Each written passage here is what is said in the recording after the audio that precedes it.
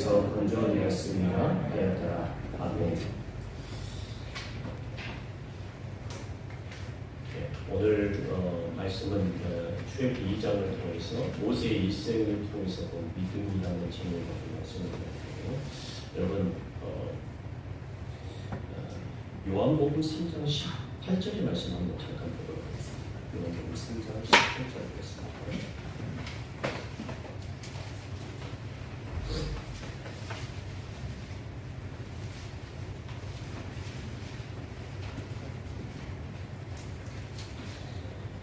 요한복음 3장 18절의 말씀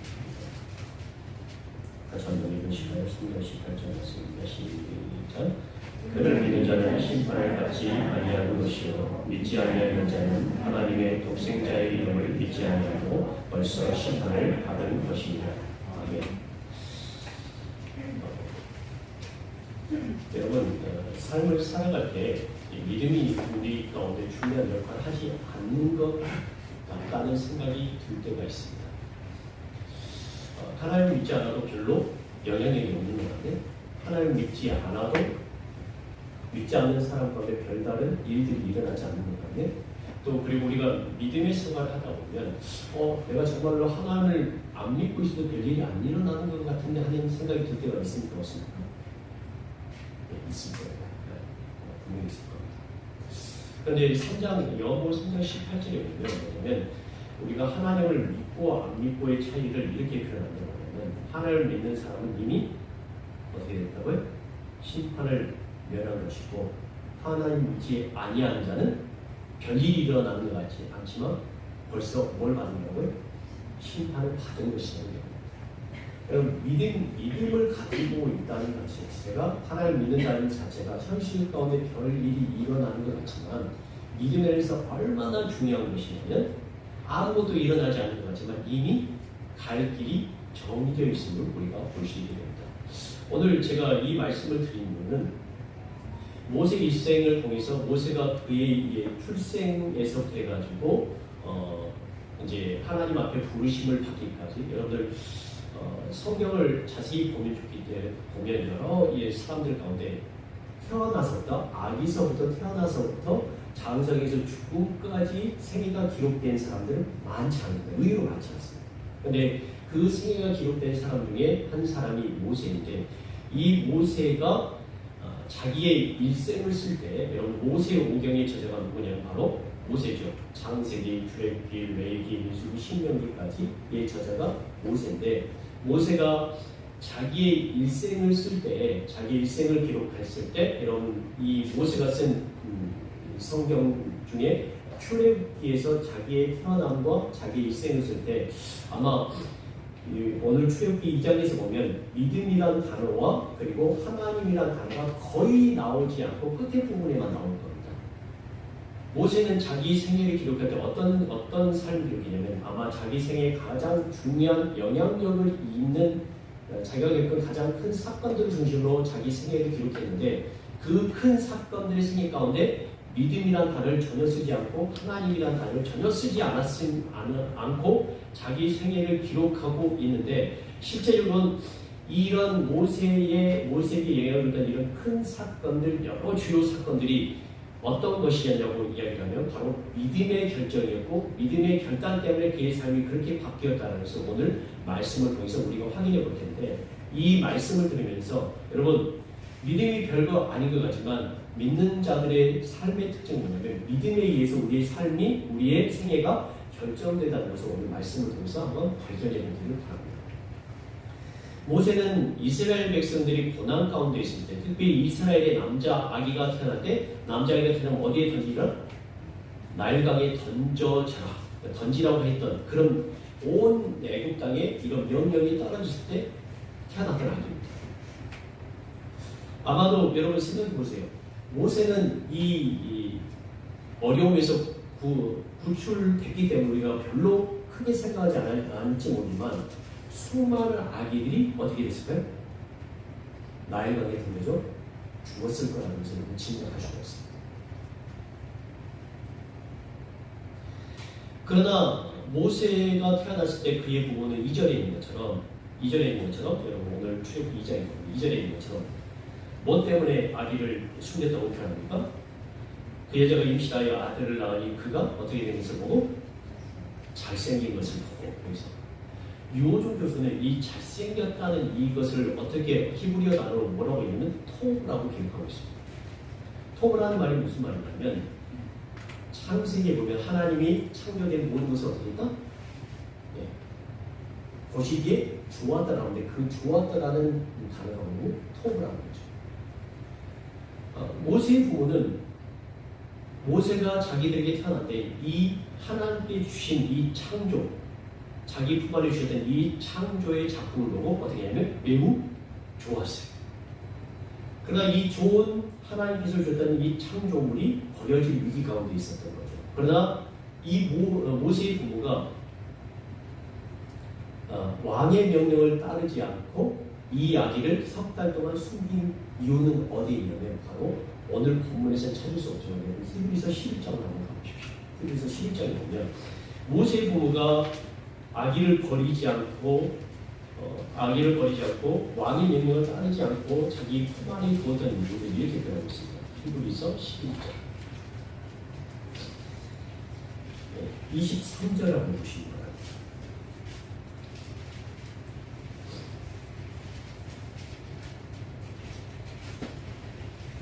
히브리서 11장 23절 찾아서 한번 보시면 좋을 것 같습니다. 앞에 읽긴 하지만 같이 한번 읽으시고 11장 23절 시작. 믿음으로 모세가 났을 때 그 부모가 아름다운 아이를 보고 석 달 동안 숨겨 왕의 명령을 무서워하지 아니하였으며. 모세가 살아난 것은 누구의 믿음 때문이었다고요? 그의 부모의 믿음 때문이었다. 우리는 모세가 자기 생애를 기록할 때 이런 말이 없이 그냥 기록했다 하다 보니까 어떤 우연에 있어서 하나님의 계획이 있어서 물론 하나님의 계획이었지만 그 하나님의 계획이 어떻게 실행되었냐면 바로 그 부모의 믿음을 통해서 실행되어서 하나님께서 주신 그 자녀를 하나님께서 주신 그 창조물을 보고 너무 좋았고 하나님께서 주신 이 창조물을 버릴 수가 없어서 그의 부모가 믿음의 행동을 따라 이 아기를 숨겼다는 거죠. 어떤 위험을 무릅쓰고 그의 부모가 목숨을 잃을 위험을 무릅쓰고 아기를 석 달 동안 품에 안고 보호했다는 것을 우리는 볼 수 있습니다. 모세의 부모는 자신의 목숨을 하나님께 맡긴 것입니다. 아이의 목숨까지도 그렇게 하기로 결정한 것이죠. 왜냐하면 아기가 누구의 작품이기 때문에 하나님의 작품이기 때문에 하나님께서 창조하셨기에 하나님께서 지키실 것을 믿음으로 고백하고 아이를 거두었다는 거죠. 그렇지만 믿음으로 한 결정이지만 이것이 한계에 도달할 때가 왔습니다. 한계에 도달했다는 말은 아마도 아기가 자라나면서 뭘 하기 때문에 물고 떼쓰고 이러면 더 이상 아이를 감출 수 있을까요? 없을까요? 없겠죠. 아마도 이런 한계에 도달했을 때 석 달 동안 숨겼다고 하면 아마 100일 정도 됐을 때 더 이상 아기를 숨길 수가 없어서 어떻게 합니까? 그의 부모가 이런 결단을 하죠. 아기를 어떻게 하기로 결정했어요? 나일강에 띄우기로 결정합니다. 그러나 다른 부모들은 아기를 그냥 나일강에 던졌지만 이 부모들은 어떻게 하기로 결정했냐면 아기에게 아마 희망을 가졌던 것 같아요.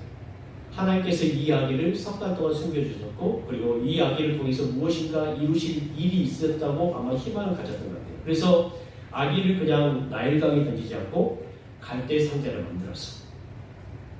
엽청과 나무진을 칠하고 아기를 거기에 담아 나일강과 갈대 사이에 두었다고 합니다.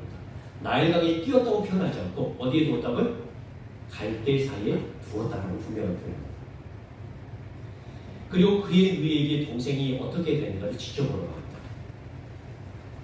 아마도 여러분 생각해보세요. 나일강까지 됐다면 이게 배처럼 나무 진이 치겠고 나무처럼 나무에 진을 치기 때문에 배처럼 둥둥 떠가지고 쭉 떠내려가면 아이의 누이가 지켜볼 수 있었을까요? 없었을까요?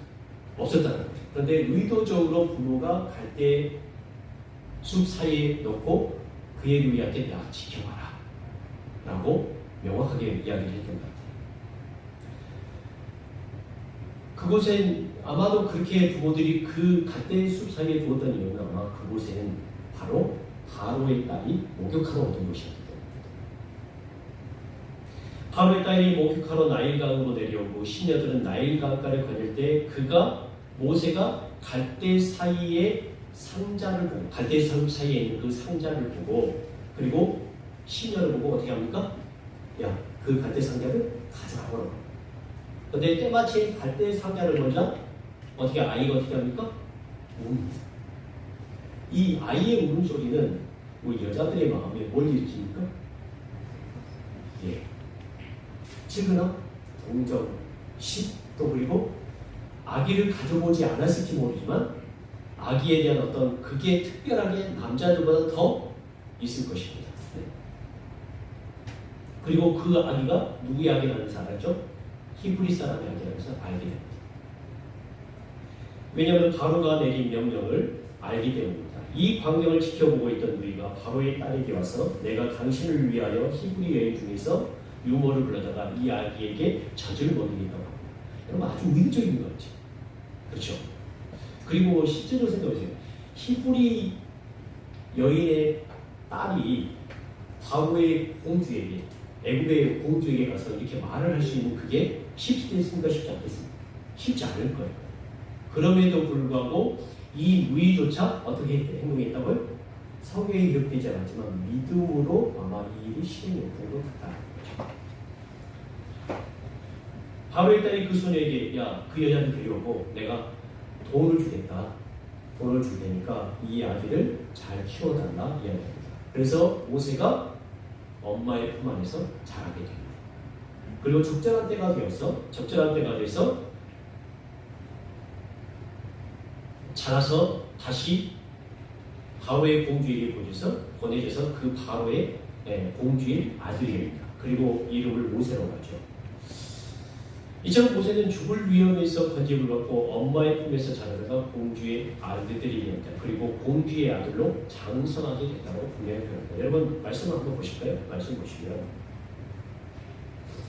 11절에 보세요. 11절에 보시면 모세가 바로의 공주의 아들이 되고 나서 그리고 장성합니다. 자, 11절 같이 한번 보실까요? 11절 같이 읽겠습니다. 시작. 모세가 장성한 후에 한 번은 자기 형제들에게 나가서 그들이 고되게 노동하는 것을 보더니 어떤 애국 사람이 한 히브리 사람 곧 자기 형제를 치는 것을 보는지라. 여기서 장성했다는 말은 신체적으로 장성했다는 말이 될 수도 있는데 여러분 이 장성했다는 말은 신체적으로 장성했다는 말보다는 정신적으로 장성했다는 말입니다. 모세가 장성한 후에 자기 형제들에게 갑니다. 그들이 힘겹게 노동하는 것을 봅니다. 그런데 어떤 애국 사람이 히브리 사람 곧 자기 형제를 치는 것을 봅니다. 모세는 본문을 기록하면서 히브리 사람을 뭐라고 표현합니까? 자기 형제라고 표현합니다. 여러분 애굽의 공주의 아들로 태어났으면 이 히브리 사람은 자기 형제가 아니에요. 형제라고 말할 수 없잖아요. 그럼에도 불구하고 모세는 이 사건을 기록할 때 자기 손으로 기록할 때 뭐냐면 히브리 사람을 자기 형제라고 기록합니다. 모세는 엄마의 품에 자라면서 아마 정신적으로 교육을 받았던 것 같아요. 또한 그러한 가운데 애굽 공주의 아들이 되었음에도 불구하고 애굽 사람의 정체성이 아니라 히브리인의 정체성이 더욱더 커졌던 것 같아요. 정신적으로 혼란을 겪으면서 이렇게 살아왔던 것 같아요. 자기 형제가 애굽 사람에게 고통당하는 장면을 보고 모세는 어떻게 합니까? 그 애굽 사람을 어떻게 합니까? 죽이게 됩니다. 모세는 이 일을 아무도 모를 것이라고 예상한 것 같습니다. 그러나 이 일은 발각되어 바로가 어떻게 합니까? 모세를 죽이려고 합니다. 그래서 미디안 광야로 피신을 하게 됩니다. 모세의 행위는 히브리 사람의 입장에서 보면 정당한 거죠. 그러나 애굽인의 입장에서 보면 모세는 어떤 사람이다? 은혜를 저버린 죽일 사람이 된 거죠. 그런 모세의 행위를, 이런 모세의 행위를 히브리서 11장 24절에서 어떻게 기록하는지 한번 보도록 하겠습니다. 여러분 히브리서 11장 24절 또 한번 볼게요. 찾아서 보시는 게 좋을 것 같고요. 찾지 못하신 분 앞에를 보시기 바랍니다. 히브리서 11장 24절부터 26절까지 보면 같이 한번 읽도록 하겠습니다. 24절 26절까지입니다. 다 같이 한번 읽으실까요? 시작. 믿음으로 모세는 장성하여 바로의 공주의 아들이라 칭함받기를 거절하고 도리어 하나님의 백성과 함께 고난받기를 잠시 귀하게 낙을 누리는 것보다 더 좋아하고 그리스도를 위하여 갚는 수고를 애굽의 모든 보호보다 더 큰 재물로 여겼으니 이는 선주심을 바라봅니다. 아멘. 여러분, 모세가 애굽 사람을 죽이고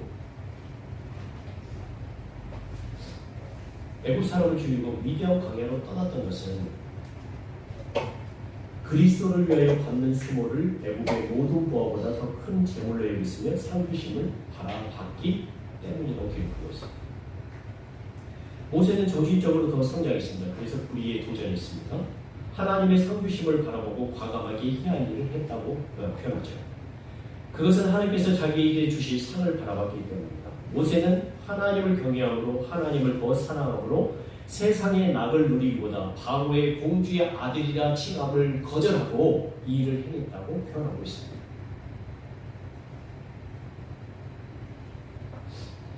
그래서 히브리서 11장 27절은 모세에 대해서 이렇게 기록합니다. 믿음으로 애굽을 떠나 왕의 노함을 무서워하지 아니하고 그 보이지 아니하는 자를 보는 것 같이 참았으며 라고 말하고 있습니다. 여러분, 모세가 애굽을 떠나는 것은 뭐냐면 믿음으로 한 일이었습니다. 누구를 바라보고요? 하나님을 바라보고. 왕의 노함을 무서워하지 않았습니다. 보이지 아니하는 하나님을 보기 위해서였기 때문입니다. 모세가 자신의 일생을 단순하게 기록한 것 같지만 그의 일생은 하나하나마다 어떤 결단이었다고요? 믿음의 결단이었던 것을 우리가 보게 됩니다. 하나님을 사랑했기 때문에 세상의 부귀영화를 버린 삶이었습니다. 그리고 다시 애국으로 돌아가기 전까지 하나님 앞에 부름을 받기까지 미디안 광야에서 몇 년을 보냅니까? 40년. 그리고 모세는 유대인들의 조상이었던 사람들이 우물가에서 살아가는 배필을 만났던 것처럼 미디안 광야로 도망쳤을 때 그 광야 우물 곁에서 자기의 아내가 될 사람을 만나게 됩니다. 양떼의 물을 먹이러 왔던 루엘의 딸들을 도와주게 돼요. 루엘의 집에서 먹게. 여기서 루엘은 좀 뒤로 가면 장인 이드로라는 것을 여러분 알게 됩니다. 이드로의 다른 이름이 루엘입니다. 이 이드로의 집에 머물면서 십보라와 결혼합니다. 그리고 광야 40년의 생활에 들어갑니다. 자, 이 루엘의 딸들이 우물가에서 양떼에게 물을 먹이기 위해서 찾아왔을 때 다른 사람의 방해를 받아서 물을 먹이지 못했을 때 모세가 이를 도와주죠. 그래서 이 루엘의 딸들이 집에 돌아가서 야, 니네들이 왜 이렇게 일찍 왔냐? 아빠가 물어보니까 누가 도와줘서 왔습니다. 그랬더니 야, 그 사람이 누군데 내 두고 그동안 왔냐? 했더니 이 루엘의 딸들이 이 모세를 어떻게 표현합니까? 한 애국 사람이 나를 도와줬습니다. 라고 표현합니다. 여러분 19절에 보면 2장 19절에 보면 이렇게 표현합니다. 루엘의 딸들이 이렇게 표현합니다. 19절에 2장 19절 같이 한번 읽어보실까요? 시작. 그들이 이르되 한 애국 사람이 우리를 목자들의 손에서 건져내고 우리를 위하여 물을 길어 양떼에게 먹였나이다.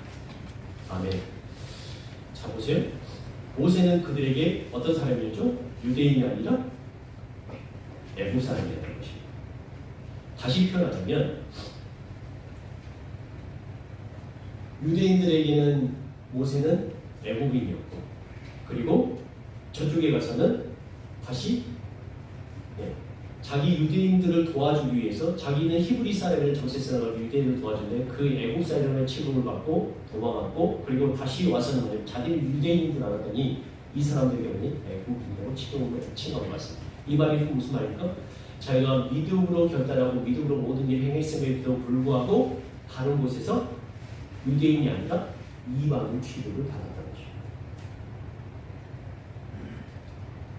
모세는 애국 사람이라는 이유 때문에 유대인들에게 정죄당했으며 유대인이라는 이유 때문에 애국을 떠나야만 했습니다. 그리고 다시 애국으로 이방인으로 미디안 광야에서 살아가게 됩니다. 제가 히브리서 11장의 말씀을 가지고 말씀을 드렸기 때문에 우리는 모세와 그의 부모들이 하나님을 믿음으로 행동을 했고 그리고 그렇게 했음을 알고 있지만 실제적으로 출애굽기 2장은 23절이 되기까지 하나님이라는 단어가 한 번도 나오지 않고 있습니다. 그런데 23절 후에 하나님께서 등장하죠. 하나님의 이름이 등장하는데 하나님께서 왜 등장하냐면 보세요. 23절부터 25절까지 한번 같이 한번 읽어보겠습니다. 23절부터 25절까지 같이 읽겠습니다. 시작. 여러 해 후에 애굽 왕은 죽었고 이스라엘 자손은 고된 노동으로 말미암아 한식하게 부르짖으니 그 고된 노동으로 말미암아 부르짖는 소리가 하나님께 상달됩니다. 하나님이 그들의 고통 소리를 들으시고 하나님이 아브라함과 이삭과 야곱에게 세운 그의 언약을 기억하사 하나님이 이스라엘 자손을 돌보셨고 하나님이 그들을 기억하셨더라. 아멘. 여러분 잘 생각해 보세요. 모세 이야기에 기록되고 하나님이 이스라엘 백성과 맺었던 언약을 기억하셨고 이스라엘 백성들이 받는 고통을 기억하시고 그들을 어떻게 하셨다고요? 25절이면 하나님이 이스라엘 자손을 어떻게 하셨다니까? 돌보셨고라고 해요. 과거의 표현이에요. 그리고 하나님이 그들을 어떻게 하셨더라? 기억하셨다고 해요. 여러분, 실제로 하나님이 이스라엘 백성들의 고통을 경감시켜 주셨습니까? 아니죠. 그러면 이 말이 어떻게 적용돼야 될까요?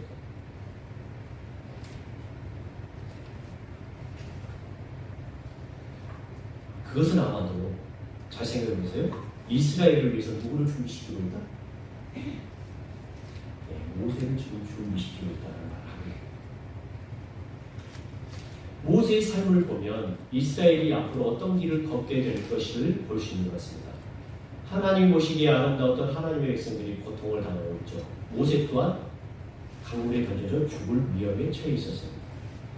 모세가 태어나자마자 부모의 믿음으로 견뎠지만 강물에 버려지는 아픔을 당하게 됩니다. 하지만 모세는 갈대아 숲에서 건짐을 받게 됩니다.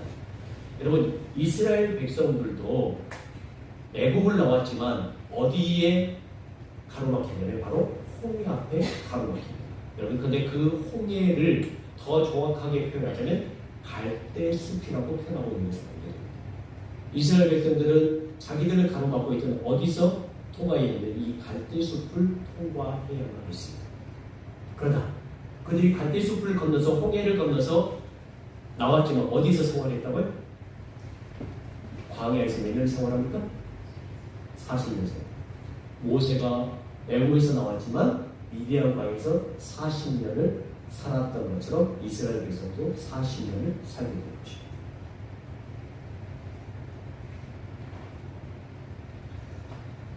우리는 인생을 살아가면서 믿음이 어떤 역할을 하는지 보지 못할 때가 있습니다. 하나님이 보이지 않으니 우리의 결단과 우리의 믿음으로 모든 것이 진행되는 것처럼 생각할 때가 많습니다. 그러나 여러분, 하나님을 믿는 사람들은 믿음이 우리 인생의 방향을 결정합니다. 이것을 잊지 마십시오.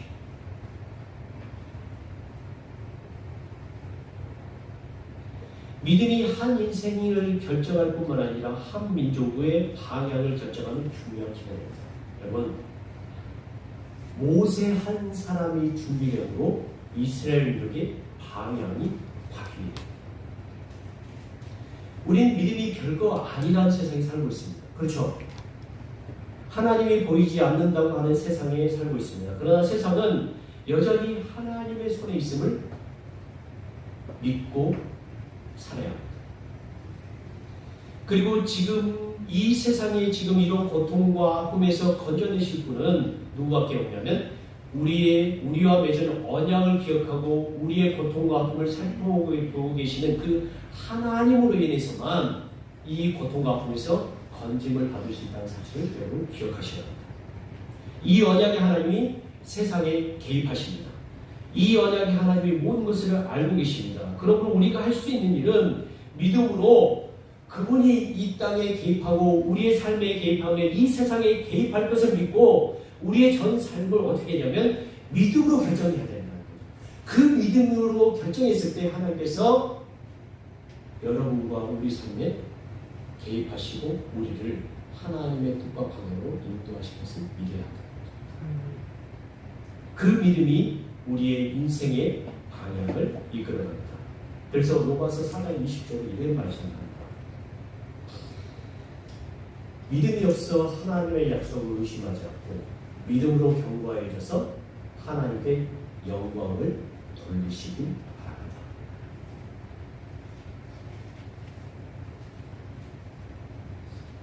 여러분, 믿는 자의 삶은요, 믿음으로 결정합니다. 그래서 때로 이렇게 생각할 때가 있어요. 세상의 방식대로 키우면 다 잘 될 것 같지만 여러분이 여러분의 자녀들을 그리고 나의 삶을 믿음으로 결정했을 때 그것이 지금 현실적으로는 별로 도움이 안 되는 것 같지만 분명히 우리의 전삶 가운데 하나님의 역사가 있다는 것을 반드시 알게 될 것입니다. 그 사실을 믿고 믿음으로 모든 것을 결정하십시오. 결정했을 때 하나님께서 그때로 여러분들의 삶 가운데 그냥 놓지 않으시고 모든 일들을 하나님께서 진행하는 것임을 반드시 알게 되실 겁니다. 그 삶이 여러분의 삶의 모든 것이 되기를 주님의 이름으로 간절히 축원합니다. 네.